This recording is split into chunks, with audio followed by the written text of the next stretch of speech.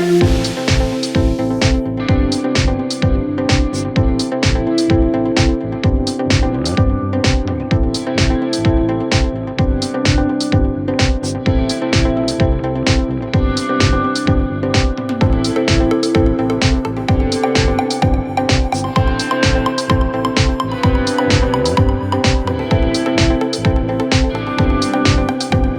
toutes et à tous, j'espère que vous allez bien. J'ai l'honneur, le bonheur et la gaieté de cœur de vous retrouver sur ce plateau, sur ce troisième numéro de votre émission préférée, 25 minutes de football dans votre chaîne préférée, bien sûr, Lou'Bess TV, le chemin de l'information.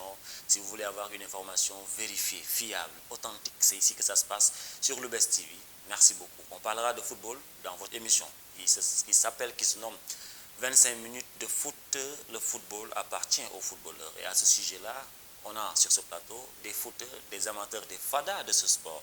Medoune Niang, ancien footballeur de Jeanne d'Arc de Dakar, GFC, Teungueth FC, US Gorée. Il a fait également Norvège, Danemark, l'Espagne, le Portugal et la France. L'international Medoune, salam alaikum et bienvenue. waaw salaamaaleykum maa ngi lay nuyu mon ami mon frère Ibrahima Junior Laye et di nuyu tous les téléspectateurs de Lou'Bess TV di la jox sama respect bu mat sëkk quoi.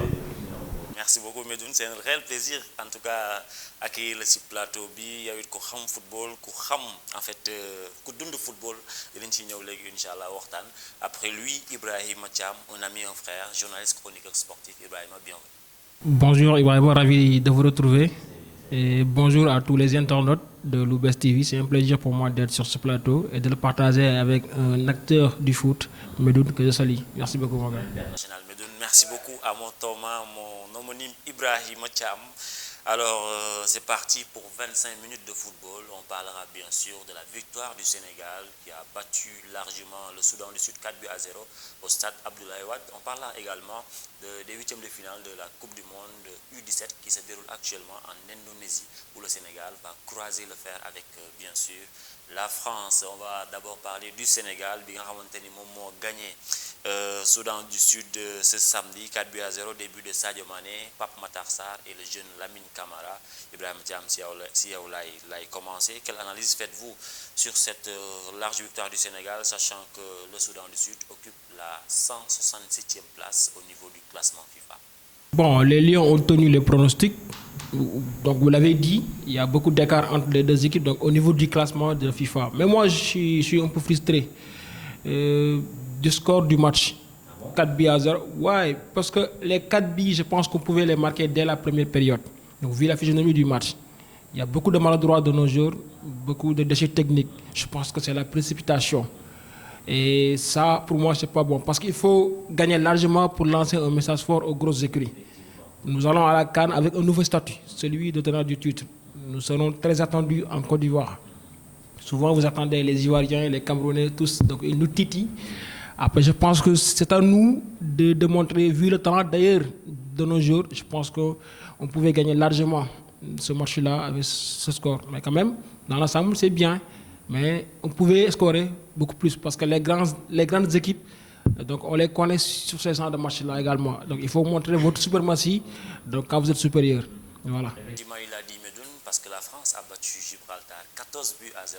Le match de football, 14-0, c'est autre chose. Même la Côte d'Ivoire a battu Seychelles 9-0, Égypte d'Or 6-0 également.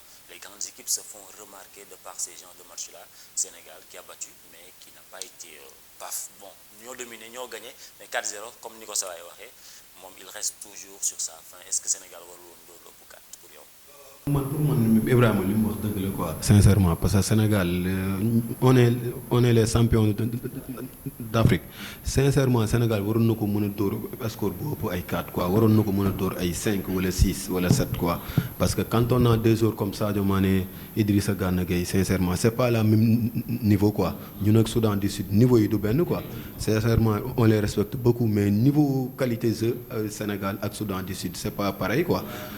Pour moi, Sénégal dafa war a gagner avec la manière parce que on est champion d'Afrique. Champion d'Afrique boo ko nekkee booy jouer da nga war di gagner avec la manière, jouer avec lucidité, dugal ay but aussi man li may gis ci Sénégal aussi buy jouer Sénégal day jouer am ay occasion yu yomb yoo xam ne duñ ko dugal. Booy jouer da nga surtout joueurs yi nii ay kii Elimane Ndiaye Iliman Ndiaye am na qualité yoo xamante ni daal sincèrement doy na waar quoi mais li may wax daal Coupe d'Afrique bi di ñëwaat dañuy xaar. parce que ñooy champion d'Afrique. suñuy sortie bu ñu génn rek gars yi dañuy xaar moo tax Sénégal le Sénégal doit gagner avec la manière man loolu laay wax quoi. Effectivement, nous serons bel et bien attendus en Côte d'Ivoire en janvier, Inch'Allah. Il a parlé d'un joueur qui entre dans l'histoire de l'équipe nationale du Sénégal. Il est en train de marquer un peu plus cette histoire de l'équipe nationale du Sénégal sur le plan footballistique, à l'image de, bon, à l'occurrence Sadio Mané, excusez-moi, Sadio Mané qui a inscrit hier 2 buts avant-hier. Il a joué son 100e match. Il est devenu le joueur le plus capé dans cet effectif Sénégal, dans l'histoire du football sénégalais. Derrière Idrissa Gana Gueye, Ibrahima, quel est ce secret de sa longévité, de sa régularité, mis à part le talent qu'il a? Tout le monde sait que Sadio Mané, quand on parle de Grinta, amnako, quand on parle de Maestria, amnako, quand on parle de Baraka, amnako, parce que moi, nous avons Coupe d'Afrique. Mais au-delà de tout ça, c'est quoi son secret? Bah, le secret de Mané, moi, je pense que, mis à part son talent, c'est le travail qu'il impose à son corps. Parce que le football, c'est le physique d'abord. Ça demande beaucoup de physique. Et que si vous visitez le parcours de Sadio Mané, de la génération foot, passant par Metz, Salzbourg, Southampton, Liverpool, Bayern et aujourd'hui à Nazaire, vous voyez que l'homme a beaucoup travaillé, a beaucoup imposé de travail, et beaucoup de force à son corps. Parce que c'est ça que demande le football. Et moi, j'ai l'habitude de le dire à mes jeunes frères ou bien des joueurs qui veulent devenir des professionnels, que ça ne suffit pas les entraînements que vous faites donc, au niveau des équipes. L'entraîneur, voilà, il est là, donc il n'a que 45 minutes de un système, définir un jeu. Ça ne suffit pas pour les entraînements d'un jour. Donc il faut travailler individuellement. Et Sadio a fait ça. Et en plus de ça, ce qui lui a permis ceci, c'est que lui, il est très discret. Sadio, donc, sur les réseaux sociaux et tant d'autres, donc il sait là où parler, comment parler, où parler. Joueur très discipliné, le football, je pense que c'est ça également. Après, maintenant, le talent, ça, on n'en disconvient pas. C'est un joueur petit de talent et ça, il l'a montré. Il l'a montré. Je crois que ça sera très difficile de battre son record, ses records. Je pense qu'aujourd'hui, il a lancé un grand défi aux jeunes joueurs qui viendront après lui. Donc, lui, lui a lancé un défi auquel il a relevé. Maintenant, aux autres de relever ce défi de Sadio Mané là. Ça ne sera pas facile, ça ne sera pas tâche facile, comme il l'a dit, Sadio Mané a marqué l'histoire de ce pays-là. Mon Dieu que gagné Coupe d'Afrique, avec Moromom, bien sûr. Mon Dieu aussi 2 fois Ballon d'Or, comme l'avait fait El Hadj Ousseynou Diouf, l'ancien footballeur de Liverpool, de l'équipe nationale du Sénégal. Bataille, en tant qu'ancien joueur, en tant qu'un acteur du football, en tant qu'un joueur qui a foulé le sol norvégien, le sol français, le sol belge, le sol portugais, Medoun, dit Sadio Mané, c'est quoi son secret par rapport à longévité, à régularité du membre? 11 saisons en équipe nationale du Sénégal, il devient meilleur buteur, meilleur passeur, il joue 100 matchs. C'est quoi le secret de cet enfant de Bambali? waaw man pour man loolu noonu yëpp liggéey moo ko may quoi. waaw pour man liggéey man li may wax jour yëpp rek li may wax man pratiqué naa football. mais fi Sadio Mané toll nii pour man liggéey ak discipline moo ko may quoi ak yar li may wax sama xaritu jeune footballeur yi nee naa leen football on ne peut pas pratiquer une discipline et d'être indiscipliné te loolu caractère yooyu yëpp Sadio Mané mi ngi ak moom dafa am yar. Sadio Mané il est très discipliné, il est rigoureux quoi. waaw man daal pour man Sadio Mané daal sens la pour Sénégal am ko man loolu laay wax quoi. qualité jour bu mel nii sens la pour Sénégal am ko. sans sélection c'est pas donné à n'importe qui quoi. Depuis la première sélection de Sadio Mané c'est le 25 novembre 2012 contre Maroc. Il a fait une passe décisive à Moussa Konaté. C'était le 25 novembre. Sincèrement Sadio Mané pour man respect envers lui quoi. respect envers lui. man loolu laay wax. Non, il mérite notre respect. Il le mérite. Il mérite un respect quoi parce que man su may gis Sadio Mané muy football sama xol day sedd quoi.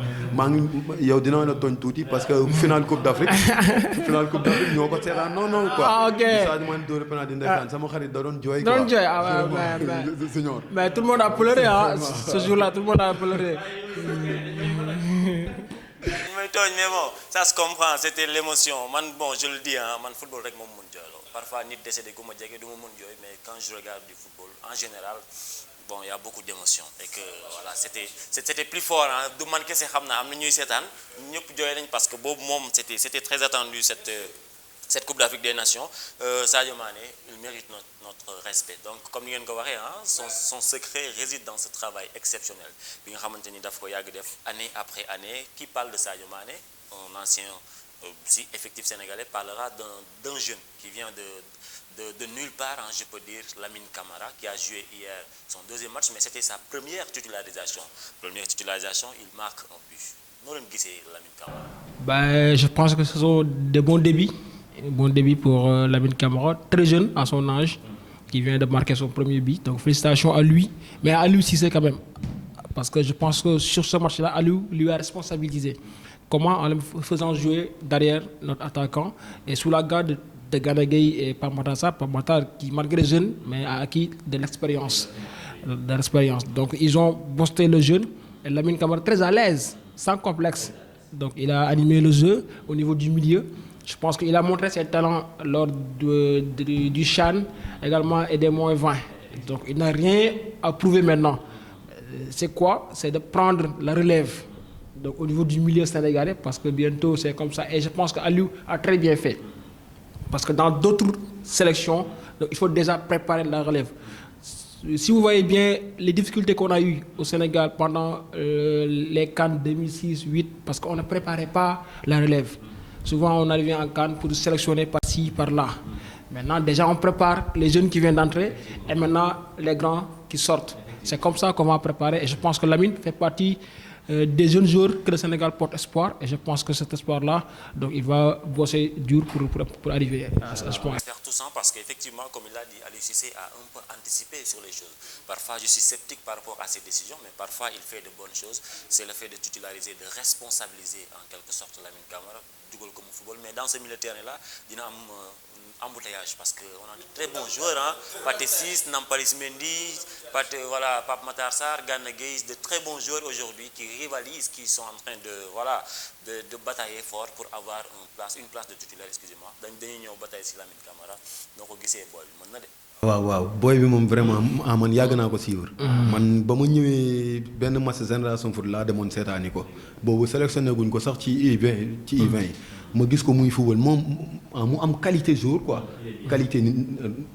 qualité jour après si laa waxee gars yi ma neen am na benn jour boo xamante ni il s'appelle Lamine Camara nañ ko bàyyi xel après si lañ ko seetaani si lañ ko woowee ci U20 bi mais pour moi c'est un excellent footballeur pétri de talent quoi. Très à l'aise avec le ballon. Très à l'aise avec le ballon quoi. waaw xam naa ni suñ ko gën a jàppalee rek Sénégal dina am ay Idrissa Gana Gueye yu gën a yu ëpp doole quoi mais tamit naa la wax dara am na beneen jeune joueur boo xam gars yi duñ ci bàyyi xel John Lopy aussi tout le monde sait que c'est un excellent footballeur. Moi j'ai joué avec lui quoi. waaw on a joué ensemble moom boobu mi ngi nekkoon Magadan bi muy joué Magadan nawetaan man maa ngi doon joué Thiato 80 quoi. waaw sincèrement il a du talent. xam naa xale la mais yaakaar naa ni gars yi dinañ ko gën a may sens quoi. mais kenn du Lamine Camara aussi quoi. Lamine il est bien. En tout cas comme ni ma leen ko waxee léegi il y aura beaucoup de concurrence dans ce milieu de terrain là c'est parce que Sénégal dafa am benn effectif bu doy waar am benn banc royal même les remplaçants boo leen tegoon si yeneen équipe dañuy def différence donc on a la chance d'avoir un Lamine Camara un Pape Matar Sarr je veux bien également ñu camper le débat si Pape Matar Sarr depuis belle lurette il est en train de faire des ravages en Premier League malgré sa petite taille par rapport au poids bi mu am mi ngi imposé boppam fële si Tottenham ñuy teg ban ñoom Højbjerg ak ñoom Bentancur au détriment de Pape Matar Sarr un jeune sénégalais qui n'a que 20 ans 21 ans donc moom également il est en train de monter en puissance. En puissance, oui. Bon, le championnat anglais, comme on le dit, c'est le championnat le plus passionnant. Mais ça demande beaucoup d'efforts. Box to box. Donc souvent les entraîneurs aiment les joueurs qui fournissent d'efforts, qui sont très généreux en effort. Et Pape Matar est généreux en effort. Donc Pape Matar, sur un match, il peut courir beaucoup de kilomètres après. Vous pouvez calculer. Et en plus de ça, donc, il peut être très utile défensivement. Et il a des qualités de projection. Vous voyez, et donc le mettre au milieu des Spurs, à côté de Bissouma, qui est très talentueux. Et Pape a prouvé.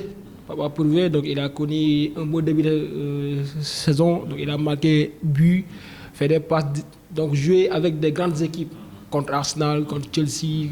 Donc il a joué et il a montré qu'il peut aller loin. Moi je le dis, aujourd'hui le Sénégal produit de très bons joueurs. Les joueurs qui cartonnent en Europe sont formés ici, dans les académies de foot. Donc au GF et tant d'autres. Je pense qu'aujourd'hui, nous devons booster notre football, accompagner les académies, accompagner nos jeunes joueurs. Papa Matar, oui, il a passé par Metz, mais aujourd'hui, Papa Matar, c'est les qualités que GF a fait sur lui, donc qui sont en train de porter fruit. Ça, il faut le dire.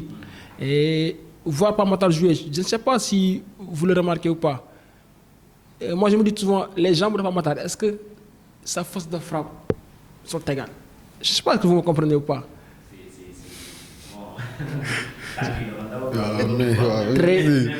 Mais je ne comprends pas. Je ne comprends pas. Papa peut pas être au milieu et frapper tellement et que ça, on en a besoin. Parce que parfois, vous jouez avec des équipes qui font 2 murs. Donc, tu es obligé de frapper loin. Donc, avoir un joueur qui a la capacité de tirer très loin et de faire mal, je pense que c'est mieux. Et déjà, son but du match de Soudan, ça montre cela. Donc, c'est un joueur également, lui aussi, que je dis, peut être donc, un des espoirs du foot sénégalais. Donc, il faudra donc, accompagner et aider. Et aider également. Je pense que... On a cette chance-là. Il a dit tantôt, on a un club formateur qui est au Sénégal. Est-ce qu'aujourd'hui également, nous avons un dolel sur nous scientifiques qui ont formé les plus jeunes joueurs pour, je ne sais pas, nous gagner ay talents comme ça, comme Ismaël Sarr, comme Pape Matar Sarr, comme Lamine Camara, ainsi de suite. Est-ce que aussi waruñu gën a dooleel centre yi fi nekk fii Sénégal? waaw man loolu laa wax quoi dama ne football Sénégal bi centre formation yi dañ leen war a gën a jàppale. ay Génération Foot ay Jàmbaar ay Dakar Sacré-Cœur. parce que boo xoolee qualité joueur yaa ngi fi nii quoi. qualité coach yi aussi ñi ngi fi. boo xoolee comme Pape Matar Sarr boo xoolee moom tamit il a xool catégorie Sénégal yëpp la jaar U17 U20 ñëw ba équipe nationale A. boo xoolee mais tamit naan wax dara Pape Matar Sarr sama bu leen fàtte ni moom fi mu juddoo foofu football la quoi. parce que son père. ville de foot ku ne xam na ni papa yi Pape Matar Sarr Sidaat Sarr on le respecte beaucoup quoi. moom foofu la juddoo ba pare juddoo Thiès nga xamante ni foofu ville football la quoi. ville de football man pour man Pape Matar Sarr bi mu doon ñëw Tottenham gars yi bëri dañ doon wax naan non du jouer fii waa xeebal du imposer quoi. man xamoon naa ni buñ ko mayee temps dina wane boppam. dina imposer léegi gis nga buñ ko wanee temps wane na boppam am milieu terrain ñu mu fekk foofu ay Bissouma c'est des très bons jours. c'est des très bons jours tellement physique. mais Pape Matar Sarr dafa ñëw dugg imposer boppam wane ni jour la. am na qualité yi. man yaakaar naa ni Pape Matar Sarr buñ ko jàppalee ñaanal ko après mu liggéey surtout ça Sénégal dina am jour bu mag quoi. parce que am na qualité yëpp pour être un très très bon joueur quoi. Effectivement, très bien dit yow également. Il a beaucoup de qualité, hein. Il a cette diversité dans son jeu. Il récupère, il avance, il se projette. C'est un bon joueur. En tout cas, on a cette chance-là. Pour le moment, Bougane Deme ak Kouyaté, donc am nañu cette relève-là. Voilà, am nañu ay joueurs yoo xamante ni mën nañu gérer waale. C'est intéressant. Maintenant, on va se projeter si deuxième match bi ñu am suba mardi contre Togo, Inch'Allah. Togo, mooy dëkku Adebayor bi, Emmanuel Adebayor, la légende togolaise. Donc, mu na nekk à 16h, Inch'Allah. Sénégal war a jouer son deuxième match, Inch'Allah. Suba Togo, ba ak climat bi, dina métti tàngoor bi. Ibrahima, pour vous, comment doit-il aborder ce match-là? Ce match-là, nous sommes forcés de gagner, puisque le Soudan a gagné hier face à la RDC. Et le Togo nous a empêchés de se qualifier en 2006. Vous vous rappelez, en Coupe du Monde, il va prendre la revanche, lui donner une bonne raclée. C'est ça quand même.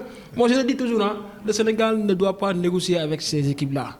On est largement supérieur à eux. Mais est-ce qu'aujourd'hui, dans le football moderne, il y a cette... Bien sûr, bien. D'accord, sur le terrain. Sur le terrain, il n'y en a pas. Merci beaucoup. Voilà. Mais sur le papier, bien sûr, ça existe. Et ça doit être confirmé sur le terrain. Ce qui était logique. Ce qui était logique. Mais en général, ce n'est pas logique. On le dit, le foot, ce n'est pas une science exacte. Mais moi, je ne peux pas comprendre que nous sommes champions d'Afrique. Champions d'Afrique. Mais avec la manière, avec la bannière. Donc on a gagné des équipes qui pouvaient remporter la CAN. Moi je dis que le Burkina était une très grande équipe. Je ne sais pas ce que les gens ont eu cette projection sur le Burkina Faso. C'est une grande équipe qui est en train de grandir. Avec de très bons joueurs. De toutes les lignes, de toutes les lignes. Soba aussi. Toutes les lignes. Et aujourd'hui, face au Togo, je pense que les Lions n'ont pas droit à l'erreur. Gagner avec la manière et ne pas encaisser. j'aime pas concéder de but moi. Non, j'aime pas. day Ça compter compte, après. donc il faut gagner. Prendre la première place et après, voilà, on cherche d'autres choses. Ça, ces matchs-là nous servent de préparation pour la CAN. Je ne pense pas que d'ici la CAN, on aura à jouer des matchs. On n'aura pas. Donc ça nous sert de préparation. Donc il faut jouer sur la psychologie de nos adversaires en Coupe d'Afrique, en gagnant ces équipes-là largement. Après, voilà, tu auras tranquillement à l'aise. Je pense que ce match-là, les Lions vont faire la différence et très tôt d'ailleurs. Abordé très tôt de la plus belle des manières. Je vous rappelle que vous êtes sur Lou'Bess TV, sur votre émission 25 minutes de football. Nous ici, on a parlé du match du Sénégal contre Soudan du Sud. On est en train de parler de ce match qui se projette contre le Togo. Quand je l'entends parler, j'ai l'impression que moom day faciliter les choses quoi. Dafa jàpp ne Sénégal daal ku mu taseel dafa la war a ñëw dóor jàll etc. Comme si le football c'était ça. Est-ce que Medoune comme ni mu ko waxee d'accord nga ci que ni Sénégal dafa war a ñëw jaar jàll ci kaw Togo. non man waa d'accord naa ci moom quoi mais football nekkul science exacte quoi. waaw te bien que xam naa fu muy waxee ñun qualité joueur yi ñu am quoi. même man mii sax man mii sincèrement man pour man Sénégal instant yi équipe bu mu jàpp da lay dóor dem yoonam quoi. waaw fii nii Afrique ndax non kay parce que naa la wax dara. man xam nga man j'ai été footballeur. waaw j'ai été footballeur xam mais nag du yomb Afrique du yomb parce que terrain yi nga fay fekk ak li nga fay fekk. di nga fa fekk arbitre yi di nga fa fekk leneen. waaw mais du yomb mais pour man Sénégal moom moo supérieur ak équipe yooyu noonu yëpp quoi. waaw non waaw ay Togo Sénégal Togo.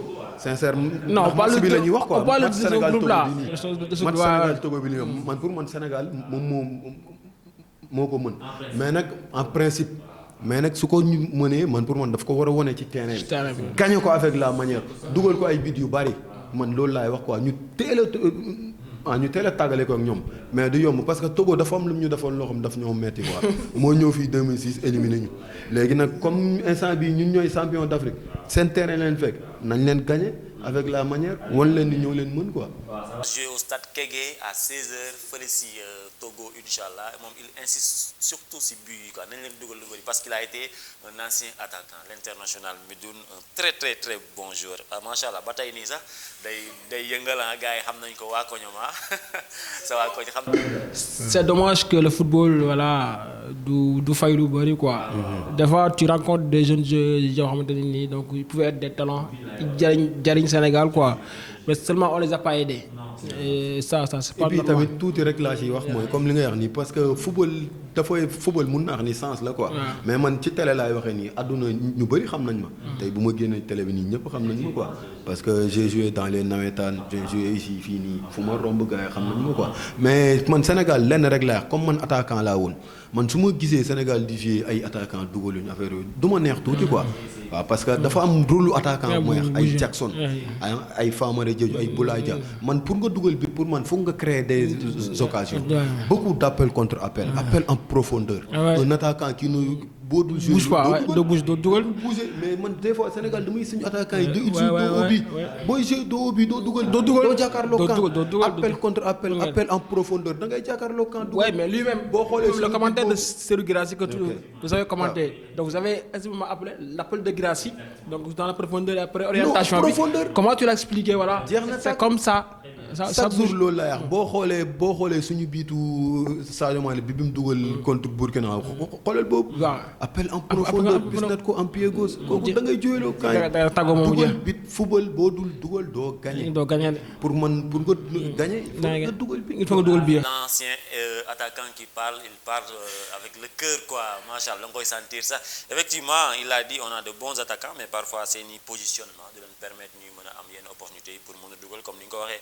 comme le commentaire que j'avais eu à faire sur le but de Guirassy c'est intéressant un attaquant qui se positionne bien qui oriente bien qui soit là fait de bons choix c'est très intéressant et ñun on a la chance là d'avoir de très bons attaquants mais bu ñu ñëwee en sélection ils ont des soucis loolu aussi man je pense que football bi ñuy prôné la parce que ñun le football sénégalais c'est un football beaucoup plus concentré sur les côtés Ismaïla Sarr qui accélère de côté fii Sadio Mané accélère mais neuf yi dañuy am problème parfois pour am ay opportunité pour dugal je pense suñu football bu ñu ko xoolaatoon dinañu mën a tere ñuy dugal ou bien les attaquants yi rarement la ñuy dugal.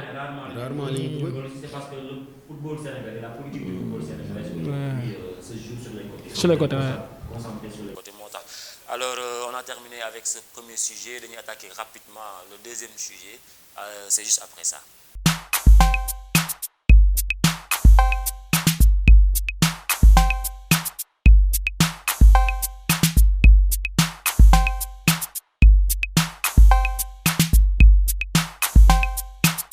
Alors merci, toujours avec ces footeurs Medounia, Ibrahim Thiam pour parler de ce sport qui nous réunit tous, ce sport que nous chérissons tous également, le football, cet ascenseur émotionnel. On enseigne rapidement parce que temps bi li ci des bëreetul avec l'équipe nationale du Sénégal U17 qui s'est qualifiée en huitième de finale, mais qui va croiser l'équipe nationale de France. Ça sera compliqué pour les Lions de la Teranga, bien sûr. Est-ce que aussi Ibrahima man li ma la bëgg laaj foofu question directement, est-ce que Sénégal lii tegu ko boppam parce que mënoo gagner sa ñaari match war a troisième match bi nga war a gérer ba jël premier nga xoole ba Japon dóor la nga génn deuxième tase ak benn équipe bu toll ni France. Est-ce que aussi ce n'est pas une erreur de la part de cette équipe du Sénégal? Bien sûr, c'est une grande erreur parce que vous ne pouvez pas gagner l'Argentine et perdre devant le Japon. Vous ne pouvez pas le faire. C'est impardonnable. Impardonnable et inconcevable. Peut-être je ne suis pas exigeant, mais c'est parce qu'il y a des choses qu'il ne faut pas le faire sur le foot. Quand on a des joueurs comme des Amaradio et tant d'autres, il faut gagner avec la manière. Donc on a fait une bonne entrée en compétition. Il faut bien finir en groupe et se placer en bonne position. Aujourd'hui, on a la France qui est très dangereuse, il faut le dire, qui est très très très dangereuse pour nous. On peut gagner, mais c'est très dangereuse. Maintenant, on va voir ce que ça va se donner, mais ça, c'est la responsabilité du coach. Du coach, ça, il faut le dire. Il faut le dire. Ok, d'accord, il faut tourner, mais comment tourner? Comment tourner? Il faut faire tu gagnes 3 matchs, tu es à l'abri, tu as un autre, après tu passes. Tout le monde peut jouer. C'est la marque des grands coachs, c'est la marque des très grands entraîneurs, comme Nim Kouaké, mais le coup dur dans cette histoire, c'est qu'il n'y aura pas Amadou Diouf, il est blessé.